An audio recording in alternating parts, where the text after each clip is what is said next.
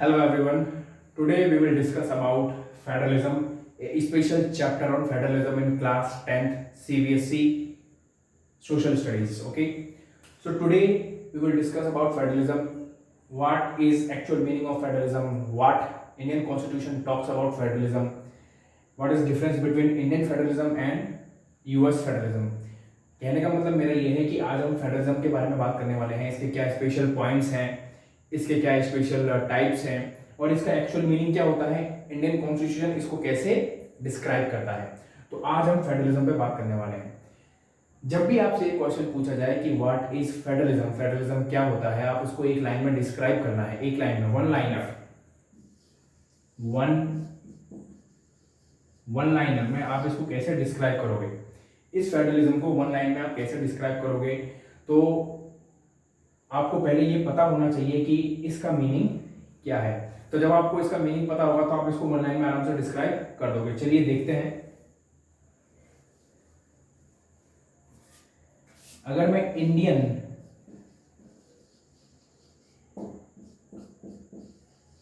Federalism की बात कर रहा हूं तो आपको ये पता होना चाहिए कि मैं इंडियन फेडरलिज्म की बात कर रहा हूं कॉन्स्टिट्यूशन ऑफ इंडिया के आधार पर। कॉन्स्टिट्यूशन ऑफ इंडिया,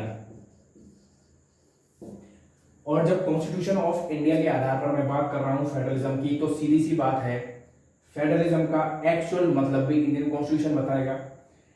अब जो मैंने आपको पहले बोला था कि what is actual meaning of federalism in one line, तब आपको ये याद रखना है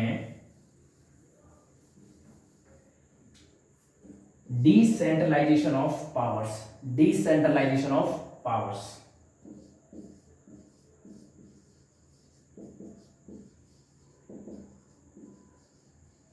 decentralisation of power. Decentralisation of power का मतलब ये होता है कि power is not centralise, it distributes in many parts, it distributed in many parts. अब कैसे, इसको आप ऐसे समझिए कि ये तो वन लाइनर हो गया। वन लाइन आपको अगर कोई पूछे तो आपको वन लाइन में जवाब दे देना है। अब डिसेंट्रलाइजेशन ऑफ पावर का मतलब क्या है? डिसेंट्रलाइजेशन ऑफ पावर का मतलब आप इसको ऐसे समझिए कि अगर इस गोले में मैंने यहां पर बिंदु बना दिया तो आपका ध्यान सबसे पहले इस पर ही जाएगा। It means this black point has power in centralised manner. In centralised manner का मतलब यह है कि अभी इस पूरे गोले में पावर कहां पर है, इस बिंदु पर है, लेकिन मैं 10 बिंदु और बना देता हूं। इसका मतलब अब आप इस बिंदु को भी देखोगे, इस पॉइंट को भी देखोगे, इस पॉइंट को भी देखोगे, इस पॉइंट को भी देखोगे, तो इसका मतलब क्या हुआ, पावर क्या हो गई, बट गई है, डिस्ट्रीब्यूट हो गई है। ठीक है, तो इसी को हम क्या बोलते हैं, डिसेंट्रलाइज्ड या डिसेंट्रलाइजेशन ऑफ पावर। तो ये है आपके डिसेंट्रलाइजेशन ऑफ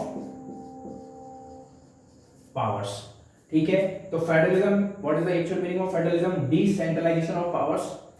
अब इंडिया के पर्टेनिंग या इंडिया के बिहाफ पर क्या क्या है, इसका मतलब इसको भी समझते हैं।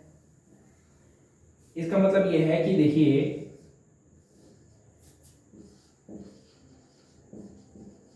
सेंट्रल गवर्नमेंट की पावर अलग है, नंबर 1। स्टेट पावर्स यानी स्टेट गवर्नमेंट की पावर अलग है, नंबर 2। और लोकल बॉडीज, लोकल बॉडीज की पावर अलग है। It means decentralisation of powers in which we see distribution of powers, first central government, second state government power and third local bodies। local bodies में क्या, municipalities, municipal corporations, panchayat. ठीक है, ये सारी चीजें सारी बातें आ जाती हैं। तो इन ए नटशेल अगर आपको किसी को समझाना है या आपसे वन लाइन में क्वेश्चन पूछता है या आपसे ये पूछ लेता है कि आप उसको थोड़ा सा एक्सप्लेन करिए, तब आपको क्या लिखना है, federalism means decentralisation of powers, it has 3 types, one is central government, second is state government power and third is local bodies according to Indian constitution। जब हम धीरे धीरे इसको एक्सप्लेन में पढ़ेंगे, एक्सप्लेन करके मैं बताऊंगा, तब आपको एक पूरी तरह से क्लियर हो जाएगा। सो फेडरलिज्म आपकी क्लियर है, पर्टिकुलर डिसेंट्रलाइजेशन ऑफ पावर कैसे होता है, हर गवर्नमेंट की अपनी अपनी पावर होती है, पावर का डिस्ट्रीब्यूशन हो जाता है।